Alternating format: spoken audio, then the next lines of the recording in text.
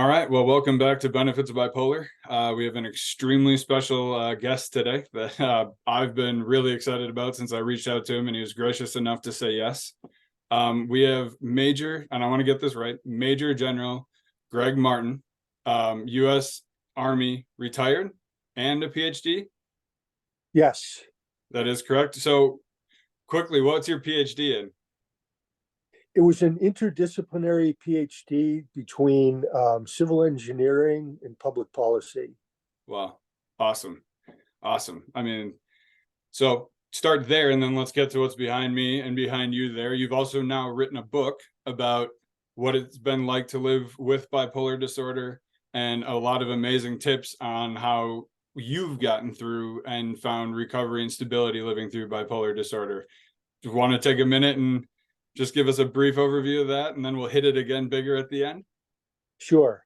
So the name of the book is Bipolar General, My Forever War with Mental Illness. And, I have lived with bipolar disorder for a long time. So that's the first word. And then general, I made it up to general in the Army.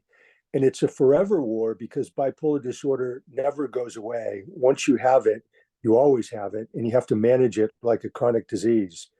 The book tells really the story of my life from when I was pretty small, probably a teenage years, all the way through to the current day.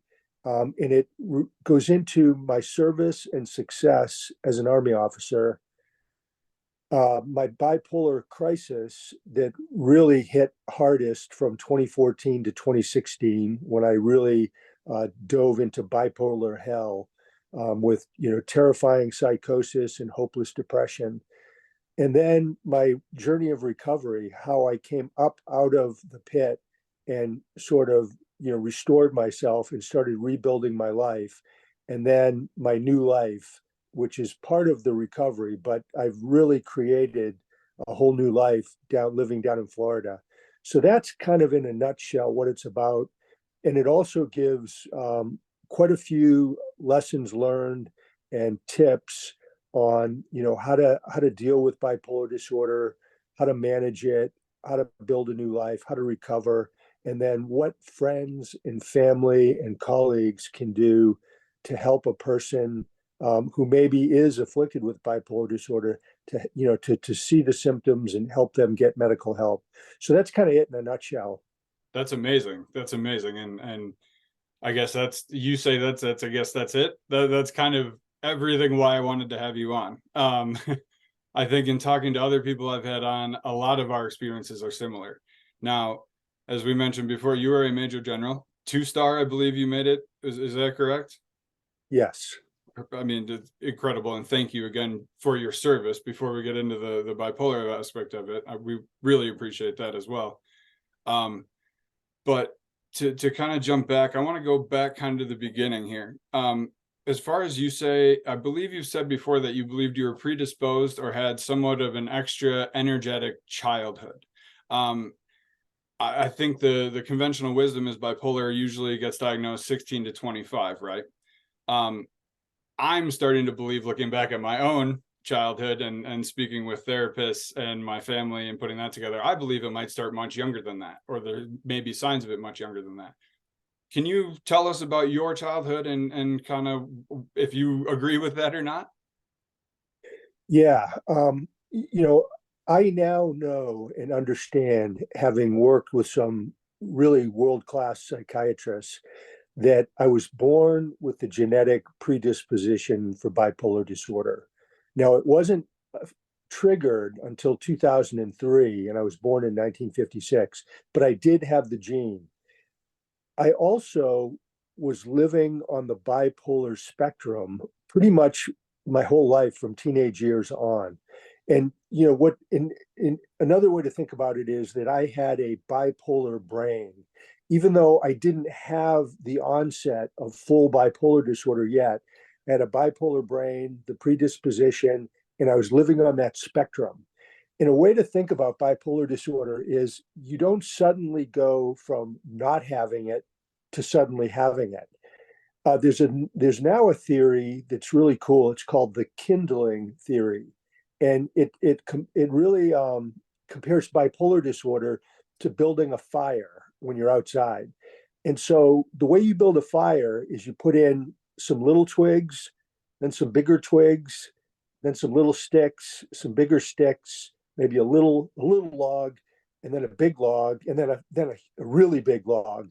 And so that's the way bipolar disorder works. It starts small, little, and mine started at least as a teenager, and it increased using that kindling effect as an analogy. It increased all the way through until I was about in my early to mid 40s. And at that point, there were logs on the fire, and there were logs.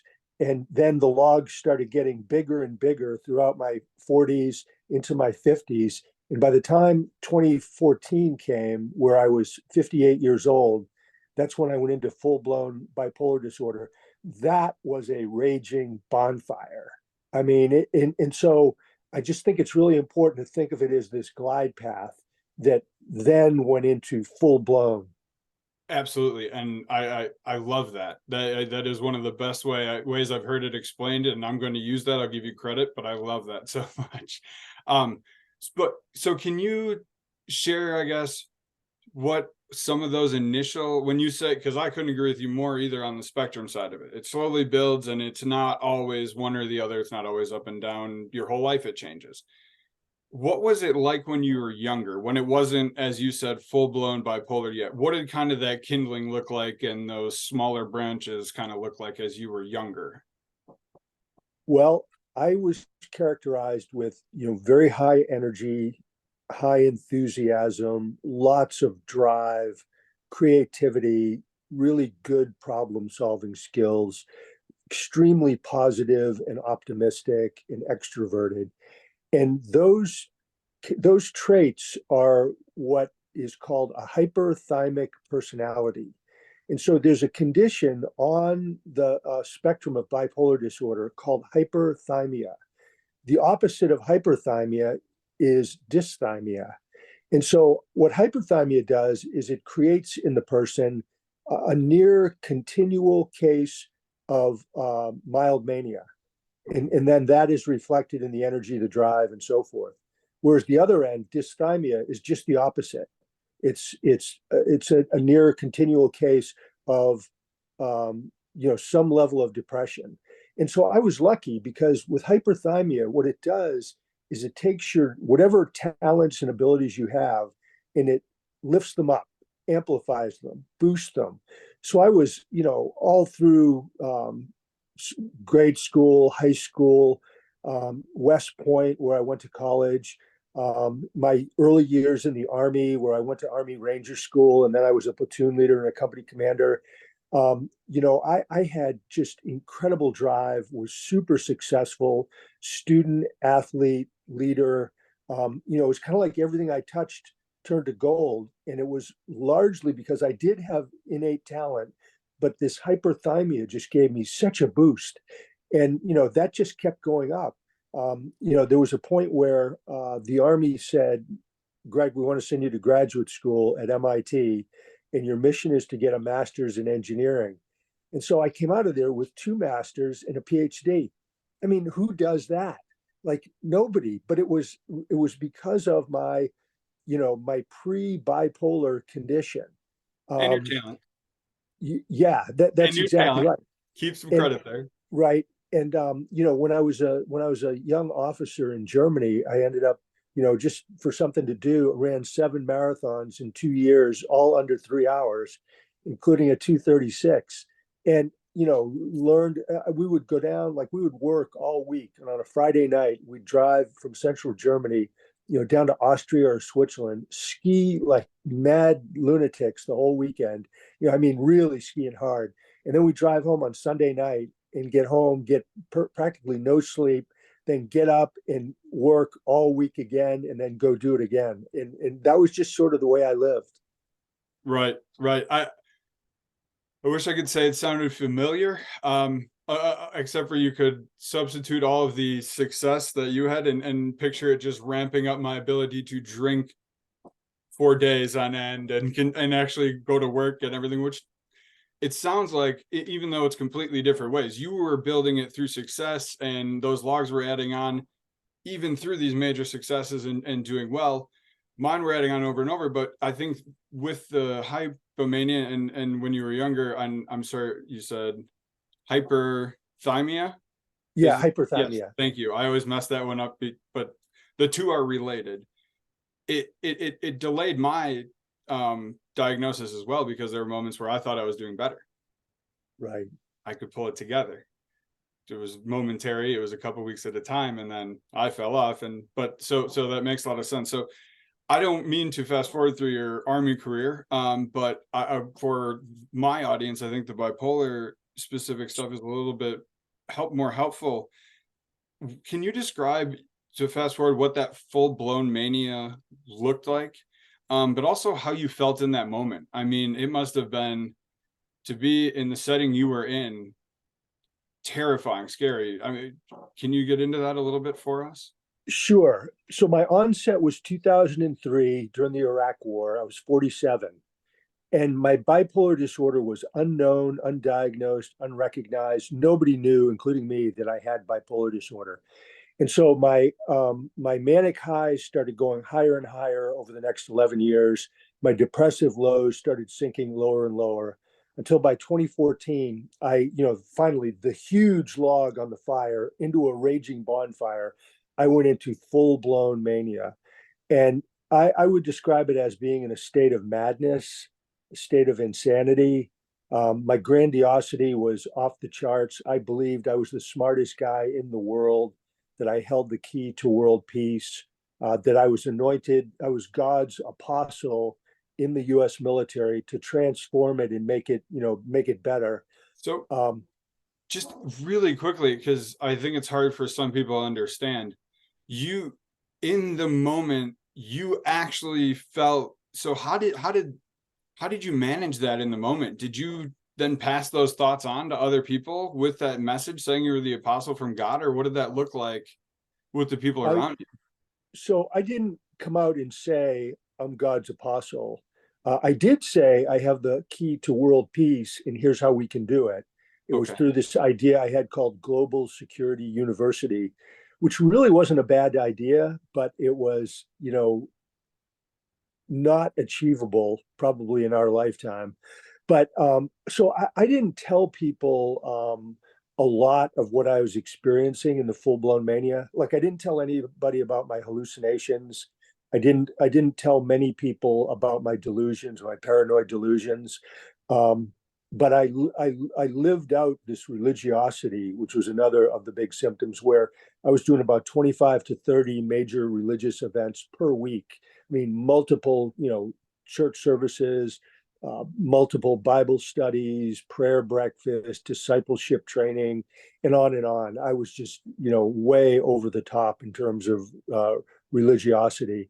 Um, my I started talking faster and faster, which everybody saw, with forced, pressured speech. I would talk sometimes for hours without stopping. Meetings would run over. I would forget things completely and miss events. I stopped doing paperwork. I would frequently come to work in my gym clothes instead of my uniform. And people would ask, hey, aren't you supposed to be in uniform? And I'd say, I get paid to think, and I think better in gym clothes. Um, I started getting more and more reckless, um, more impulsive, started drinking more and more alcohol because the mania made me want to drink, and then the drinking made me more manic. And so it was just an upward spiral. And then the delusions, I would see like people who were resisting my transformational changes. I would see their faces morph into snakes and rats. I would often have PTSD flashbacks to being back in battle in Iraq, um, and these paranoid delusions that I was being followed, spied on, videotaped, that people wanted to see me get arrested, put in jail, lose all my benefits, and then in jail I would get murdered. And so, yeah, there was a lot going on with the mania. How did that feel? I mean, do you mind sharing like what inside? I mean, confusion, anger. I mean, what leading up until I guess the major or how you got diagnosed? What were you feeling inside? I felt most of the time I felt great because I was manic. And so I felt like Superman. I was really happy, really pumped up on, sort of this high, mind, body, spirit. My energy levels were amazing. I went about 3 months with virtually no sleep at all.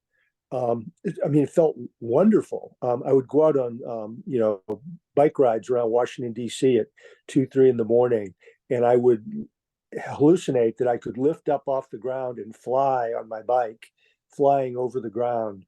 Um, and I had other experiences flying. I saw the Holy Spirit descend in front of me multiple times.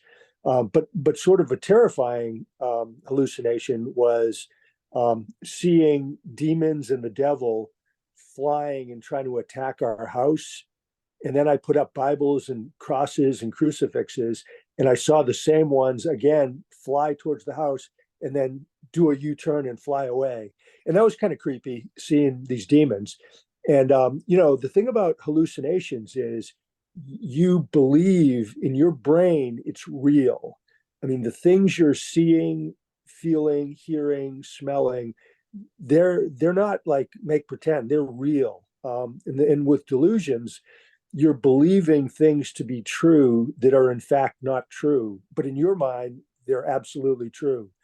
So there were some downsides of the full-blown mania, some kind of scary psychotic incidents, but for the most part it was really upbeat, uplifting, and euphoric. Okay, all right. Thank you. I appreciate that.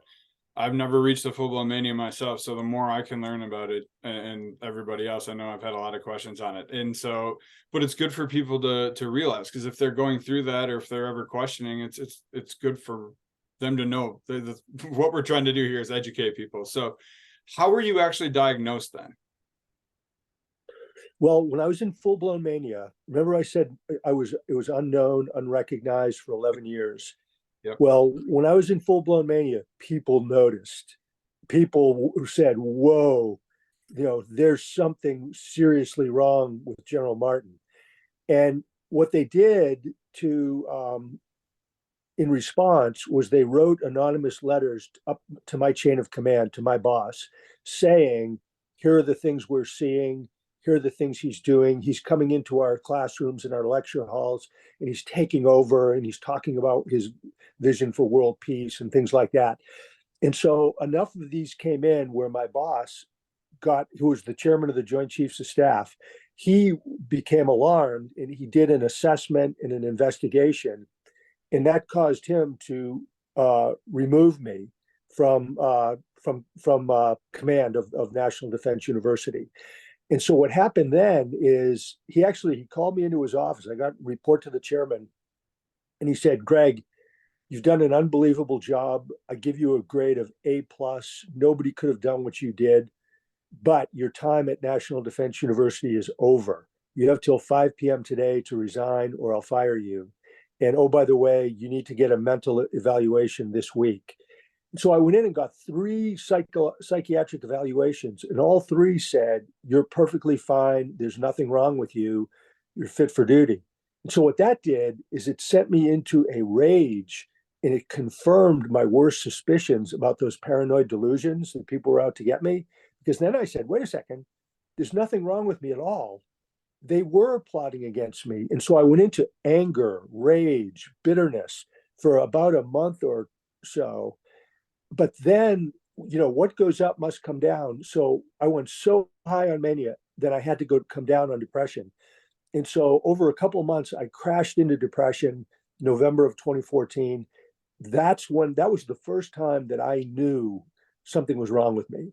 I mean, absolutely knew there's something wrong because I could barely function. The depression was crippling. I could hardly get out of bed. I could hardly do anything. I couldn't go to work. And I couldn't make a decision. I was withdrawn, confused. So I went back to the doctor and said, "Hey, there's something wrong with me. Here are my symptoms." So the doctor was able to connect the dots this time with how he saw me in July versus how I was in November. And he said, aha, bipolar disorder type 1 with psychosis. And that was my diagnosis, for which I was very thankful, because I said, I knew there was something wrong. I didn't know what it was. You told me what it is. Now we can get after it and try to, try to recover. Absolutely, absolutely. So great. What were the first steps then once you were diagnosed? Because I went the opposite way. I was like, I didn't really want to look into it. I didn't want to know anymore because I was all I had ever heard was negative, and so I did not jump in right away. So that's what I always tell people now. If anybody ever asks me, it is from the first day you find out you live with bipolar, educate yourself as much as you can and get the strongest support team around you possible. What did that look like for you then? How did you take control, as you said, take the reins of your own bipolar disorder in your new life? So it didn't go well because I was so crippled with depression and so crippled with psychosis. I was unable to do virtually anything. I mean, I couldn't concentrate enough to read a book or an article about bipolar disorder. I just was physically incapable of it because my brain was close to shutting down. Can I, Um, how long did that last? I think a lot of people forget how much cognitive shutdown can happen in the middle of a major mood swing. How long were you unable to? I've had times where it's been months at a time. What did that look like? Close to 2 years. Okay, fair. And and so this doctor prescribed a bunch of different medications, and he tried to give me kind of therapy, but the medications, none of them worked. They all just made me tired, groggy. They had no effect on the bipolar disorder. So then a few months later, I was basically fired from my job, forced to retire. And so when I did retire out of the Army, we moved to New Hampshire, and then things went from bad to worse. My depression sunk deeper, my psychosis got stronger, and I was a complete basket case. And that continued on for, so this is now after about a year and a half of this, a friend of mine who was a retired Army guy, good, like a good battle buddy, he worked with my wife because I wasn't reading emails, texts, I wasn't responding to calls, and they worked to get me into the VA hospital nearby over in Vermont. And so they helped me get in there.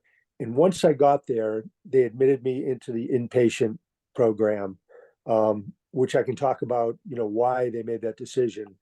But the inpatient was very good, and it did help me, but it didn't break the depression.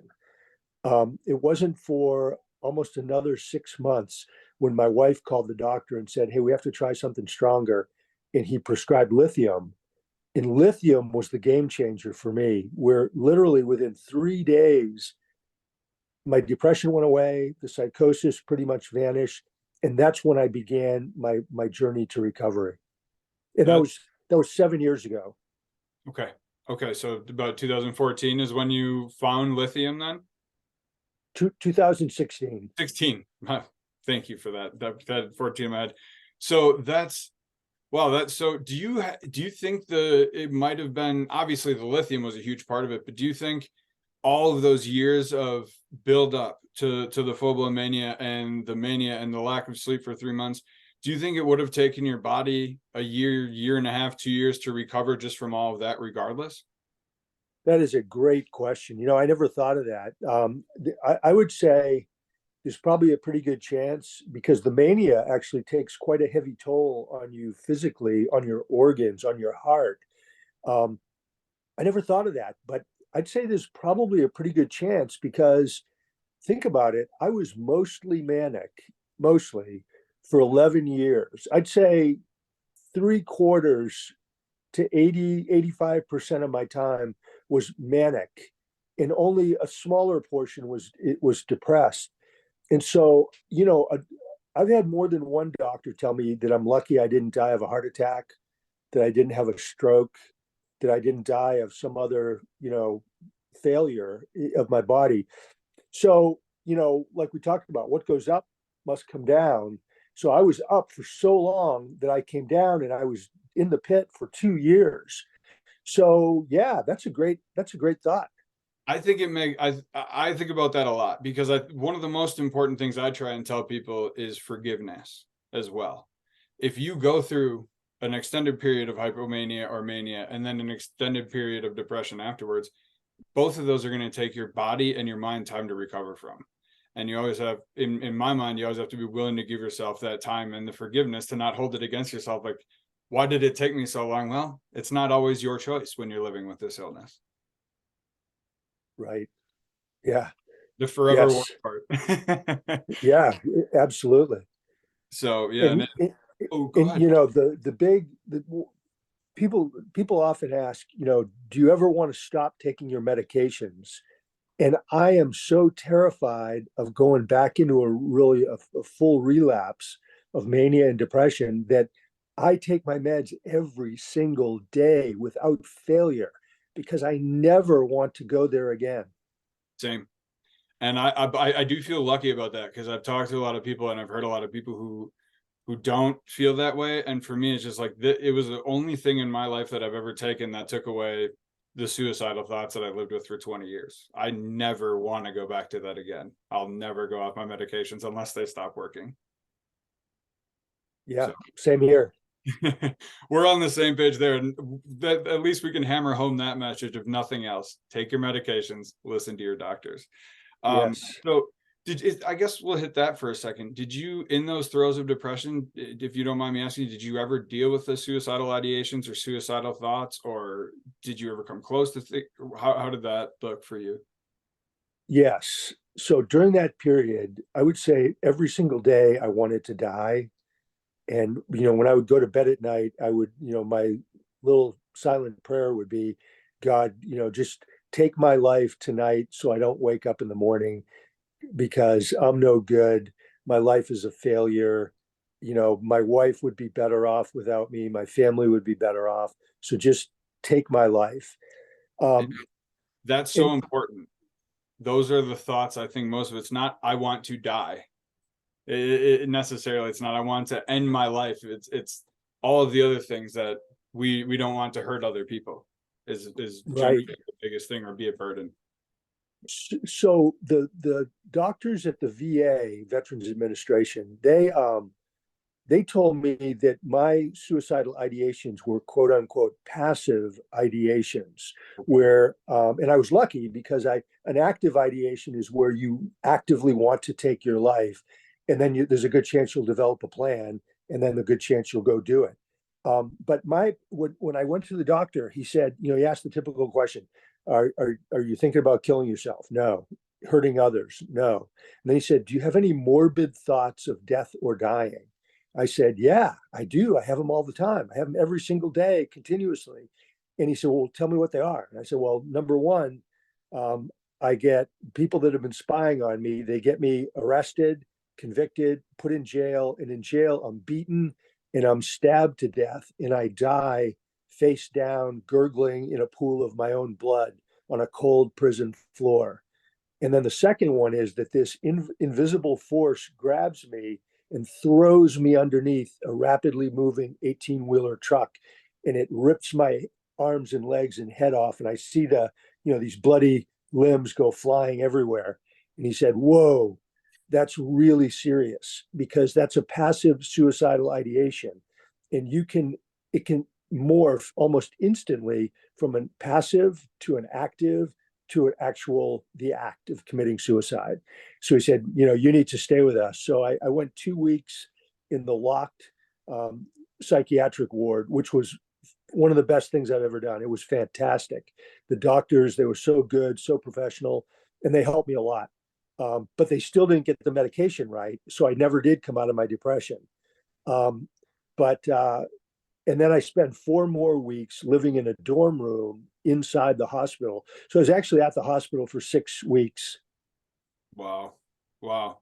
But your experience, I think a lot of people have a very, they're very nervous. You know, they don't want to go into a hospital. They don't want to, and I understand it. You know, we've all heard a lot of the horror stories. So that's incredibly important to hear from somebody like you who has been through it, that would encourage people to reach out and ask for the help that they might need. Yeah, the thing that I mean, I knew I needed help. really badly because I was in bipolar hell.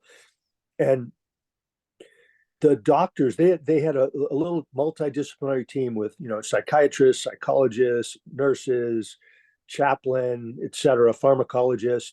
And they would work with me every morning. You would meet with this team and they would tell you their observations, their thoughts, their analysis, and then you'd have a little discussion. And it was really fantastic. I mean, I learned so much because I could ask these experts questions. And then they had like activities, therapy type things all during the day. It was really good. And I felt good that I was in a place with really committed professionals who were focused on helping me to get better. That's what I liked about it. Absolutely. I mean, I think that makes such a huge difference, is to have professionals who want to work with you too, right? And make it a partnership as far as how you deal with medication and your plan. Yes. So I guess let's jump ahead then, since we kind of been jumping around. That's my fault, but I find so many of these, your perspective, interesting. So I want to get to kind of your process now. So you found lithium, you were prescribed lithium, and as you said, within 3 days, it broke the depression at least. So that kind of, I'm assuming, buoyed you to start then living your new life and figuring out how to best get through the rest of the recovery, and then finding stability, and I guess I like to say trying to thrive while living with a severe mental illness. So walk us through that. How did you get to where you are today? Okay, so after the lithium stabilized me, my wife and I made a big decision to relocate from, the Northeast New Hampshire down to Florida. And the reason is that there's evidence that the bright sunshine and the warmth and, all that goes with living down here can have really positive effects on the brain as opposed to the Wisconsin long, yeah, I mean, and Minnesota. Wisconsin. And I mean, the winter in New Hampshire, even though I'm a northern person and I loved skiing and being outside in the snow and everything, once the bipolar really took over, it changed my whole perception of winter. It was cold and gray and icy and depressing. So anyway, we moved to Florida and I started and I felt good. My old pre-bipolar personality started coming back where I had the hyperthymia with the continuous low-level mania. And so I felt good, good energy, which I hadn't had for 2 years, enthusiasm, drive, alive. I was doing pretty good. And I said, okay, I have to learn how to be a retired person now. And so I started reading all these books about retirement and changes in life and things like that, trying to get my bearings. And then I started talking to a life coach who was a retired military officer, and he gave me some good advice. And then started talking to older people who had retired, whose opinion I respected. And so what I basically came up with was, and I worked at this for a couple of years to sort of get my act together and get my arms around this new life and retirement and everything. And so I'll tell you where the conclusion of it all. Number one, you have to have the right biochemical balance in the brain. And for me, that comes with my medication, which is lithium, lamictal, and latuda. That's the kind of the threesome that I have.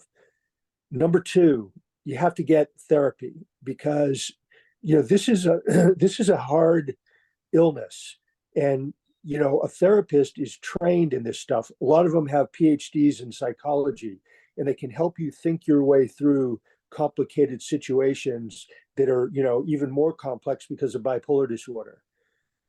The third big thing is healthful living, you know healthy diet, plenty of exercise, plenty of sleep, a lot of water, low stress, and all of that. So those three things together are necessary, but they're not sufficient for recovery and stability. What you have to do is anchor them into what I call the social foundation. And so what the social foundation is, I call them the 5 Ps. First is people. Get around and have a network of people who are energetic, positive, fun, exciting, energizing. Number two, purpose. You have to have a mission for your life. And so I was able to develop a mission a few years ago that is basically sharing my bipolar story to help stop the stigma, promote recovery, and save lives. So that's what I do by speaking, writing, conferring. So the third P is place. You have to live in a place that is going to be healthy for you and enable you to do the things that you want to do, the activities you like to do. And I already talked about how Florida was good for me. The fourth P is perseverance. This is a hard journey. There's nothing easy about recovering from bipolar disorder or any other mental illness. And what I'm saying here applies to any kind of mental challenge. But perseverance, you have to have the will to win. Keep going. If you get knocked down, get up and keep moving forward, because you will have setbacks. And then the fifth one is presence, which is the ability to sort of get outside of your own head and think about your own thinking. The fancy word is metacognition. And so to be able to think objectively about what you're thinking, because a lot of times we're a prisoner of our own faulty thoughts. And if you can recognize that they're faulty and then take corrective action, and I'll just give you an example. Like I still have little bits of paranoid delusions that people are out to get me. It's nothing like what it was, but so I'll start getting I'll get a little seedling of a paranoid delusion that, oh, so-and-so doesn't like me. They're out to get me. They're plotting against me. Then through presence, I can get out of my own head and say, wait a minute, Greg, they don't dislike you. They're not out to get you. In fact, they're not even thinking about you at all. So move forward. And so those are the things I think, biochemical balance, therapy, healthy living, and the 5 Ps. I co-sign all of that. I wrote an article on my own website about the 11 things that I do, and you basically summarize all the things that I do as well. I mean, but it's so similar. I mean, truly, you have to have the healthy living, all of those things, but purpose is such a big one. So I have to ask, because I know living with somebody living with bipolar can be tough, right? Right. We have to admit that. So you said people. I know for me, my strongest ally, my strongest advocate, the person who I live with and who I trust, is my girlfriend. I trust her to tell me if she thinks I'm getting depressed, tell me if she thinks I need to turn over my wallet, basically, or ask her if I'm going to buy anything, because, I might be getting a little hypomanic. I would love to hear a little bit about how you and your wife navigated finding out those really dark moments, how you got through all of that together. I think, though, that story will really resonate with a lot of people and could be really important. Well, the way you described your girlfriend is the same way I would describe my wife, Maggie. I mean, she's a great battle buddy, or, what are they, peer support person. They have And a lot of so, labels. Live yeah, with us. for her, remember we talked about the kindling concept in this bipolar spectrum glide path. So she met me, and one of the things she liked was high energy, enthusiasm, all that. And it was such a gradual increase that she never noticed anything particularly wrong with me until I went into full-blown mania. And then the alarms went off for everybody, for her, my work colleagues, my friends. Everybody realized there was something wrong at that point. But prior to that, it was so incremental over a period of decades that she didn't really see much. Or if she did see something that seemed really odd and weird, which there were manic episodes, but they weren't completely out of control. And she would call it to my attention. We'd talk about it. And remember, I didn't know I had bipolar disorder. So I'd say, well, okay, yeah, you're right. Yes, I agree with you. Okay, yeah, I won't do that again.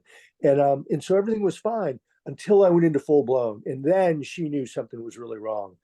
And then with the 2 years of severe depression, being in bipolar hell, she supported me, helped me, was with me the whole way, and it was a very difficult journey for her. And she writes a piece in the book, and she said that the key to her keeping her sanity and keeping it together was, she called it the P word, perseverance.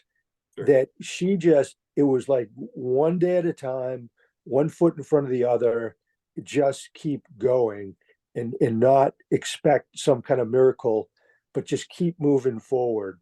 And then and that's really how she did it. And she was, really pretty rock steady.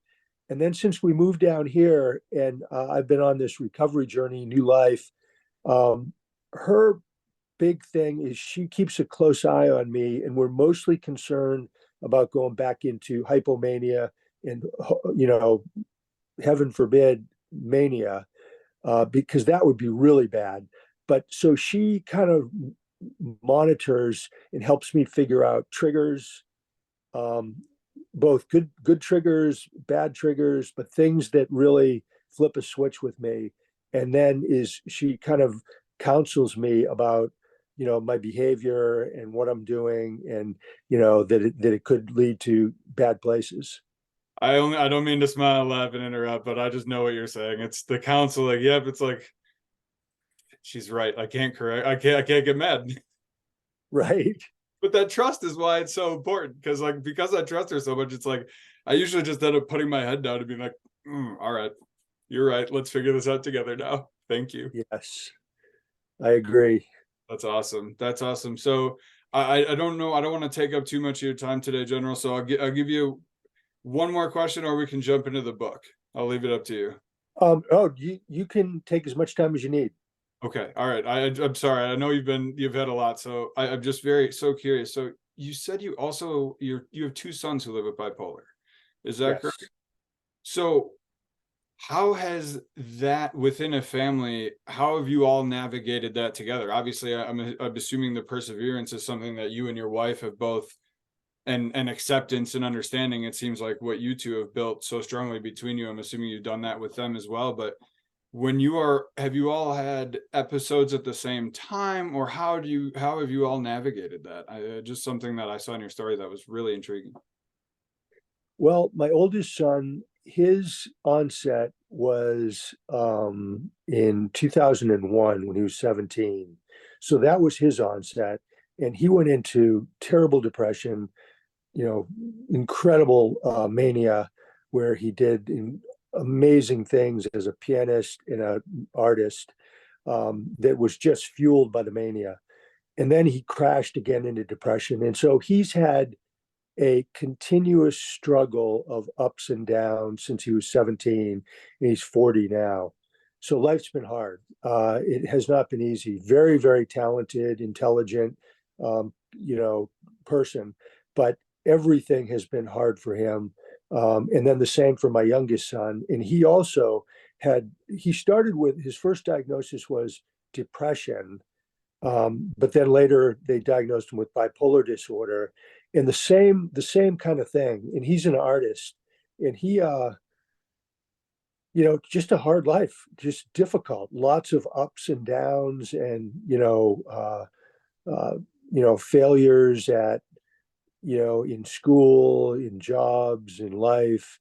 But then bounce back and go into hypomania and be super energetic, achieve great things, only to be followed again by depression. And both of them have been plagued by suicidality pretty much, their whole life. And, which is just what a terrible burden to have. Um, so how, so both of them were diagnosed with bipolar disorder years before I was.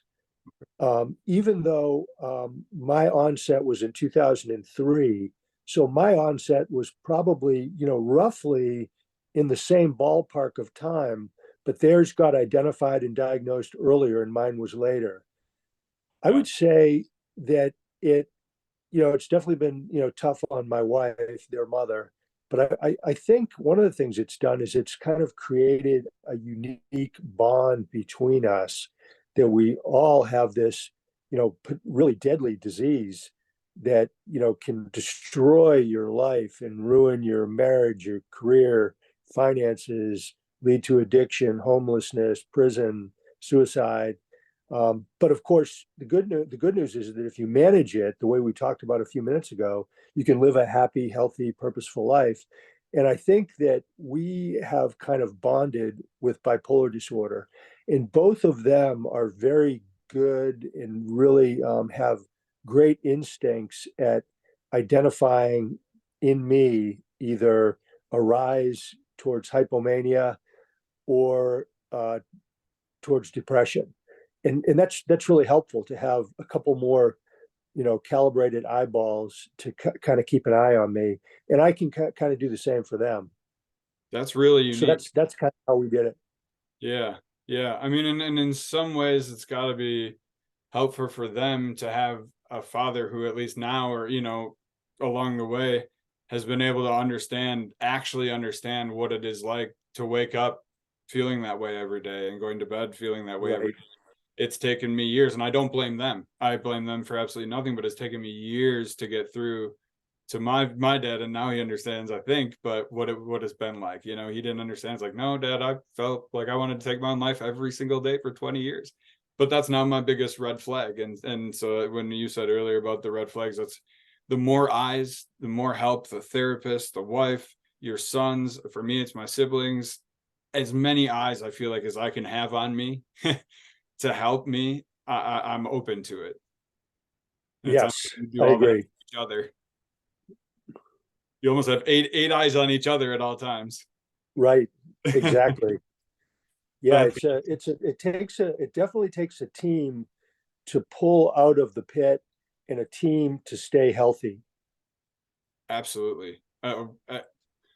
I couldn't do it without my team. I did a video on my sport team, one of the first ones I did. I didn't know what I was doing. I just wanted to talk about them because I knew I couldn't do it without them. So, I guess one last thing, you said the work. What can you explain the work you're doing with Professor Lau and the research that you're involved in, or what it is that you guys are doing? Oh yeah. So this woman is a superstar. We crossed paths in June. I was invited to be on a panel and then be the keynote speaker at the International Society of Bipolar Disorders. They had their global convention in Chicago back in June. And Awesome. so there were 700 in the audience, 700 of the top psychiatrists, doctors, brain scientists, et cetera, from the whole world. And so anyway, Dr. Alex Leow, or Professor Alex Leow, she was there, heard my talk, and we later, it was probably a month and a half later, we connected on LinkedIn. And she is a dynamo. She read the book and said, "This book is so well written. It's the best description I've ever read of someone who's living with bipolar disorder." I mean, she said it's the best one she's ever read. That's awesome. And by the way, for the listeners, I mean, dozens and dozens of people have contacted me. The book only came out on the 15th of September. I mean, dozens of people have told me that it's the best book they've ever read on mental illness and bipolar disorder. But anyway, so she read the book, said, "This is fantastic.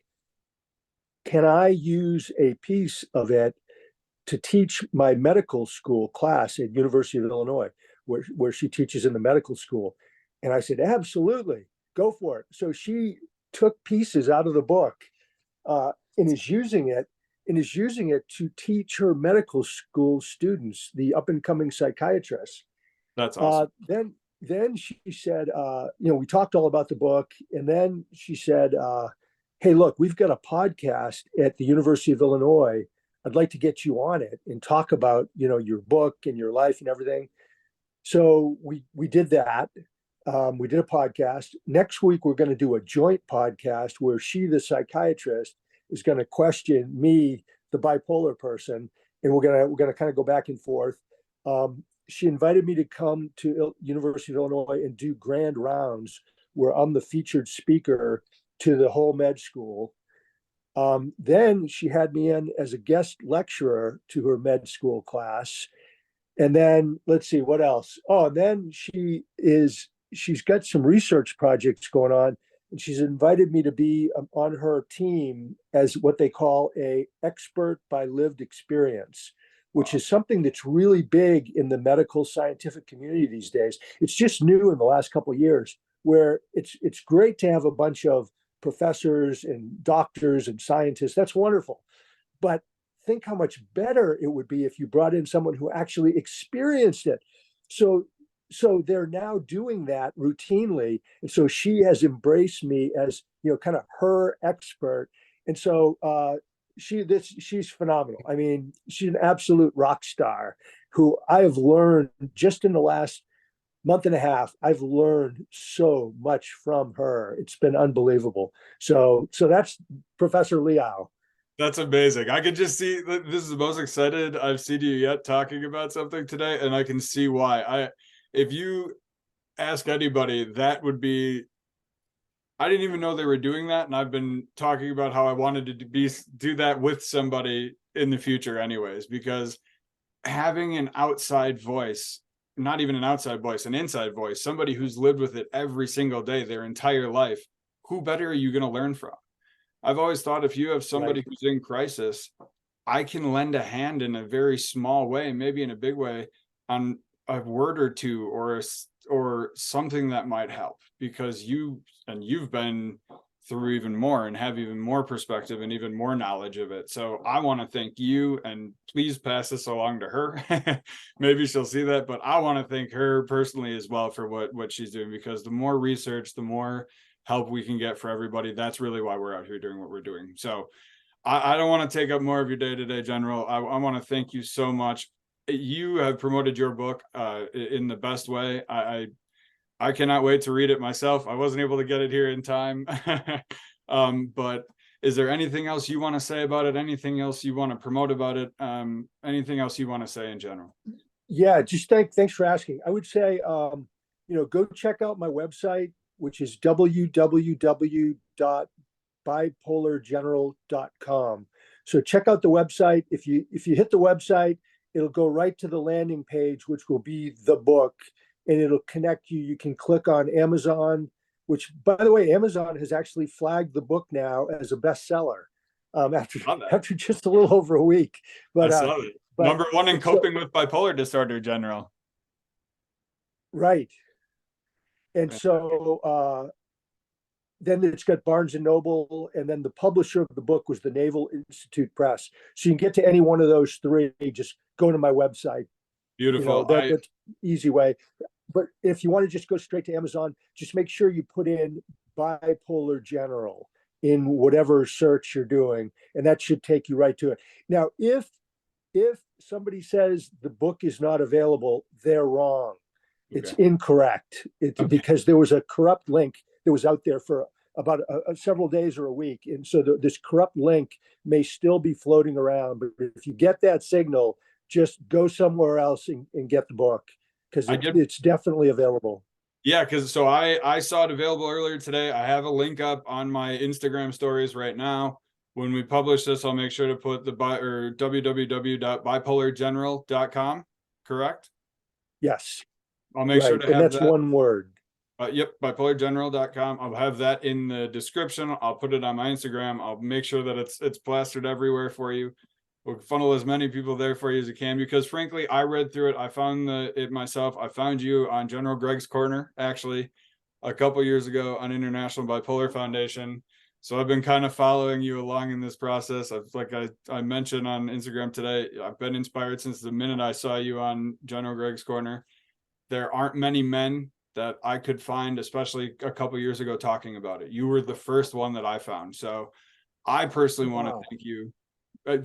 Dead serious. It was, you could, if my girlfriend was here, I'd make her come over and vouch for that. But you were the first person that I saw as a man talking about it. So I didn't know anything about what I was going into. Your words were the first ones that I read about it. So I want to thank you for initially being brave enough to even start that and to continue doing what you're doing, let alone joining me today. Thank you so much. Lee, totally my honor and privilege to be on with you. And you are such a leader in this field. I mean, doing this podcast, and it's for most people, it's counterintuitive to think that bipolar disorder has benefits. But as we both know, and we talked about today, it does have tremendous benefits as well as tremendous downsides. So my hat is off to you. Keep on leading, keep in touch with me. If there's ways we can collaborate and have synergy together, I would love to do that. Same and same. Please, my number, my email is always open. If I can ever be of help, I'll pick up right away, General. I want thank you. And this is how we eliminate the stigma. That was my goal from the beginning. That's where the benefits name came from. I didn't want it to be something associated negative with bipolar. I wanted something positive so that people didn't automatically think of the stigma with it, trying to reframe what it is that we deal with every day. That's awesome. Thank you, General. I appreciate it.